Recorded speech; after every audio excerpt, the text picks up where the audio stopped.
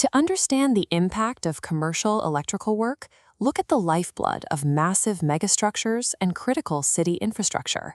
For years, the standard advice was to take on tens of thousands of dollars in student loans for a university degree, often resulting in entry-level desk jobs that barely cover the monthly interest. This chart shows the reality. Up here, you have traditional college, high debt, and delayed earnings. Down here is the IBEW Electrical Apprenticeship. You take on zero tuition debt, and you earn a paycheck with full healthcare and pension benefits starting on day one. This path leads to a Massachusetts journeyman license, a credential that enables graduates to enter a career bracket where six-figure earnings are common for those who meet the licensing requirements. Because the financial upside is so high, getting a seat is intensely competitive. There is a rigid, multi-step barrier to entry you have to clear. You want that high-paying union construction job, but looking at the application process from the outside can feel like navigating a maze. To understand how to get in, you need to know who runs the show, the JATC, or Joint Apprenticeship and Training Committee. Think of the JATC as the official training school and admissions office. It's managed together by the local IBEW union and the electrical contractors who will hire you.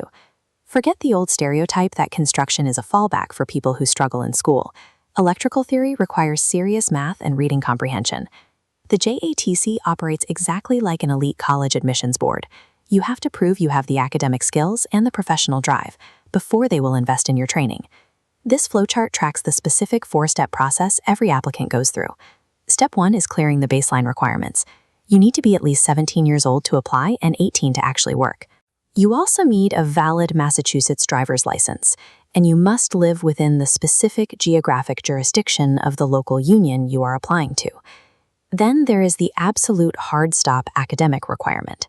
You must provide official transcripts proving you completed 1 full year of high school algebra with a passing grade.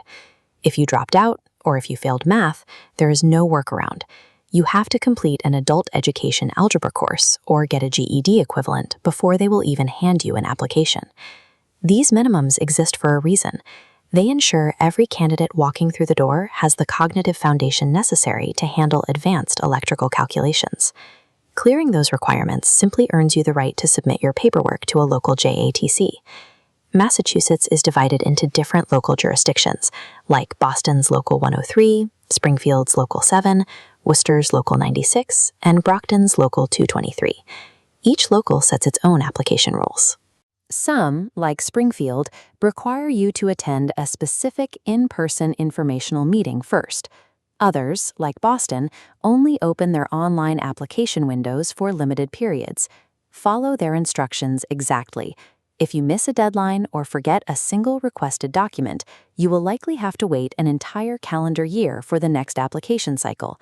Consider this phase the first unofficial test. If you can't follow specific protocols on an application, contractors won't trust you to follow safety protocols on a job site.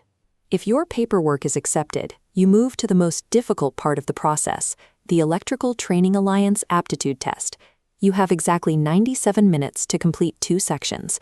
That's 33 algebra and functions questions in 46 minutes and 36 reading comprehension questions in 51 minutes. This test requires serious academic focus. You are graded on a scale of 1 to 9.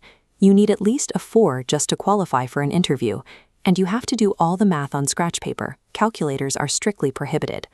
The exam hits hard on solving linear equations, factoring complex polynomials, and working with quadratic formulas. Because the environment is heavily regulated and strictly timed, you cannot wing this.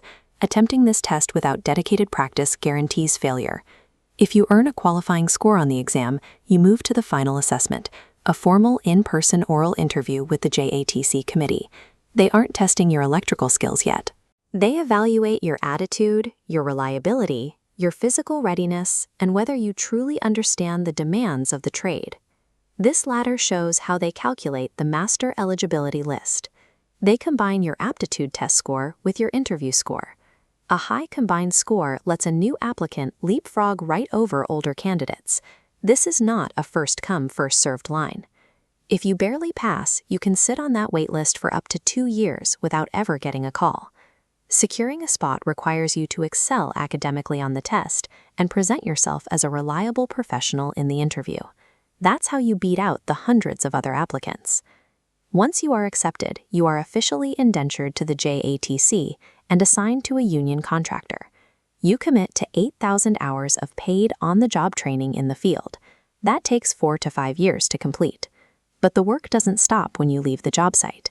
You also have an unpaid academic commitment of roughly 900 hours of mandatory night school and homework. You must build the physical and mental stamina to work heavy construction all day, then sit in a classroom studying complex electrical codes at night. Your wages increase automatically every year based on your logged hours, starting around 40% and scaling all the way up to 100% of journeyman pay once you are fully licensed. It is a grueling marathon. You sacrifice your evenings and weekends for half a decade in exchange for complete mastery of your craft. That is the final equation.